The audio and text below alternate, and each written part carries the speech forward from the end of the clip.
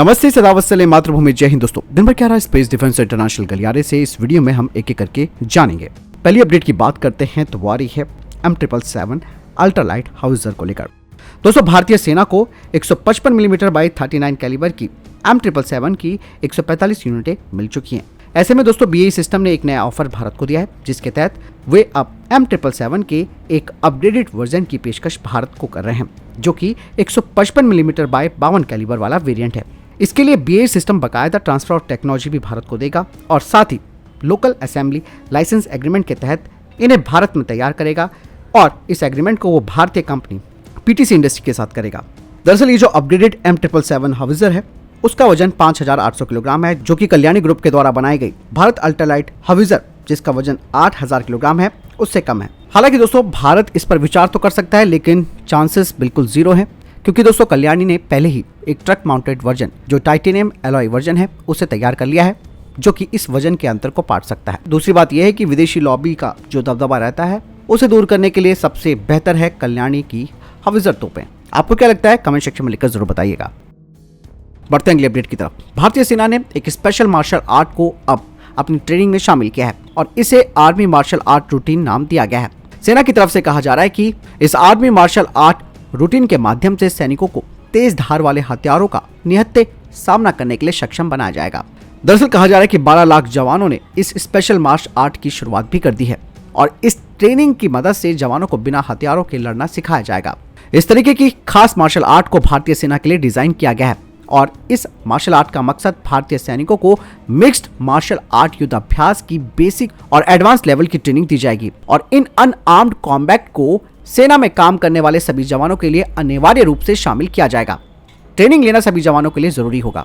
दरअसल दोस्तों सेना का कहना है कि कई बार स्थिति ऐसी आती है जब जवानों को बिना हथियारों के दुश्मनों से लड़ना पड़ सकता है। ऐसे में ये ट्रेनिंग उनके काम आएगी। और आपको मालूम है कि पूर्वी लद्दाख के गलवान घाटी में 2020 में क्या कुछ हुआ था।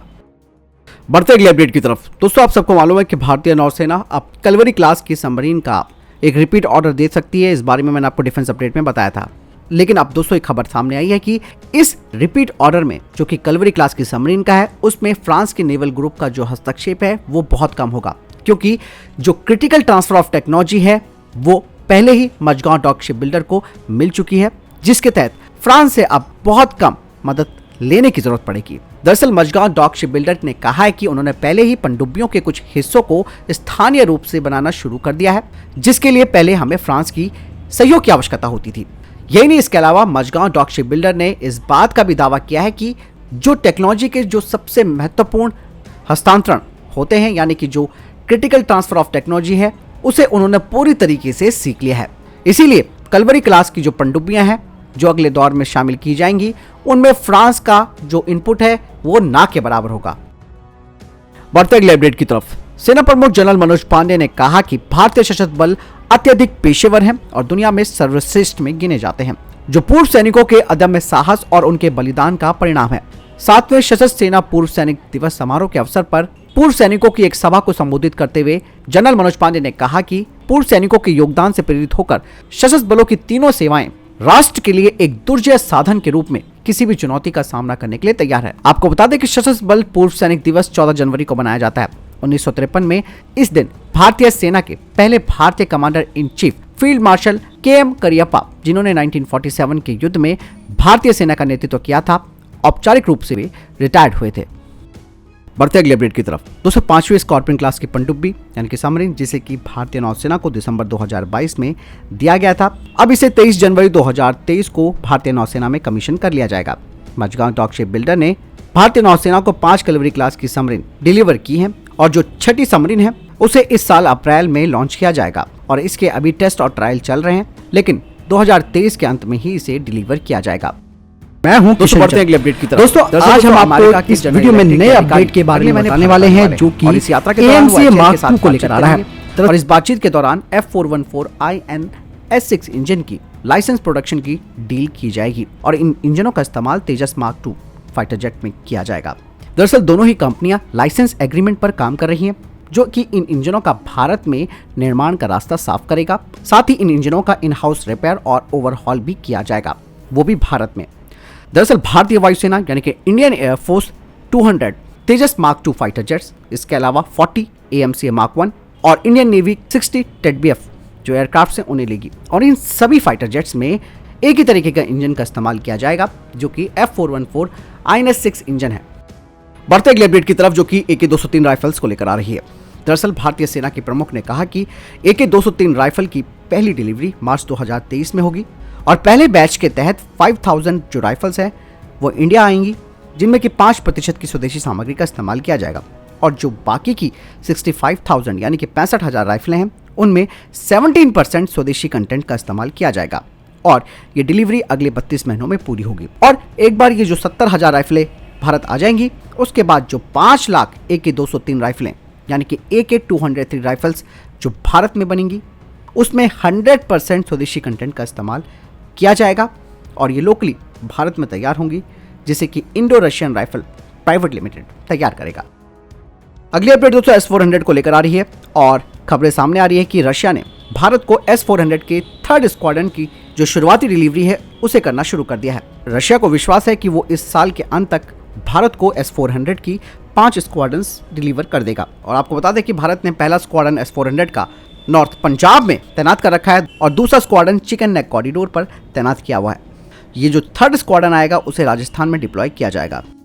बढ़ते अगले अपडेट की तरफ। दरअसल मिनिस्ट्री ऑफ डिफेंस यानी कि रक्षा मंत्रालय ने एक फैसला लिया है जिसके तहत जो टापस ड्रोन है, इसके अलावा आर्चर UAV है, उसकी पूरी तकनीक प्राइवेट सेक्टर की कंपनीज को दी जाएंगी जो कि इन UAVs का उत्पादन करना चाहती है आर्म फोर्सेस के लिए।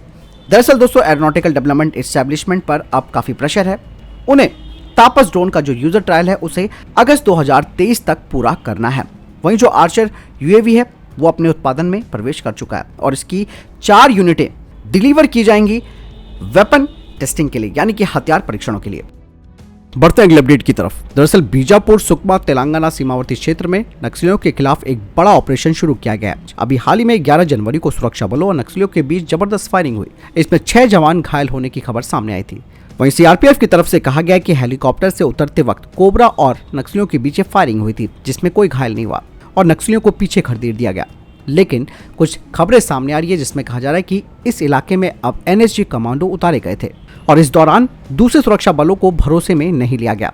अभी तक ये बात साफ नहीं हो पाई है कि आखिर किस बल के 6 कमांडो घायल हुए हैं। हालांकि ये पहली बार है कि जब ये बात सामने आई है कि NSG कमांडो को उतारा गया है नक्सलियों के खिलाफ, क्योंकि अभी तक तो नक्सलियों के खात्मे के लिए सबसे बड़ा योगदान कोबरा कमांडो देती आई है, क्योंकि कोबरा कमांडो भी विश्व स्तरीय एलिट फोर्स कही जाती है जो कि जंगल वॉरफेयर में पारंगत होती है। हालांकि अब नक्सलियों के खात्मे के लिए NSG कमांडोज को उतारा जा रहा है। नक्सली कमांडर हेडवाल को खत्म करने के लिए NSG के विशेष प्रशिक्षित दस्ते को एयर ड्रॉप किया गया है। दरअसल दोस्तों नक्सलियों के पास भी अत्याधुनिक ऑटोमेटिक हथियार पहुंच चुके हैं जो कि लगातार जवानों को शिकार बना रहे हैं।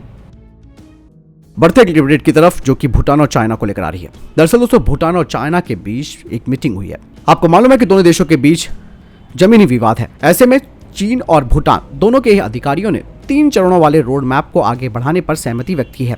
कहा जा रहा है कि चाइना और भूटान की ये बातचीत 2 विवादित इलाकों पर केंद्रित थी, जिसमें कि पहला डोकलाम और उससे लगी भूटान की पश्चिमी सीमा और साथ ही भारत चीन भूटान ट्राई जंक्शन और दूसरा भूटान की उत्तरी सीमा पर स्थित जाकरलुंग और पासलुंग घाटी। हालांकि अब ये कहा जा रहा है कि चाइना और भूटान के बीच जो भी बातचीत हुई है सीमा को लेकर, इस बारे में अब भारत को सतर्क रहने की जरूरत है। द हिंदू की रिपोर्ट सामने आई है, उसमें कहा जा रहा है कि भूटान और चीन के बीच बातचीत के बाद एक संयुक्त बयान जारी किया गया जिसमें कि चीन भूटान सीमा बातचीत को तेज करने के लिए 3 चरणों वाले रोड मैप को लागू करने पर विचार आदान प्रदान किए गए हैं और इस पर एक सकारात्मक सहमति भी बनी है।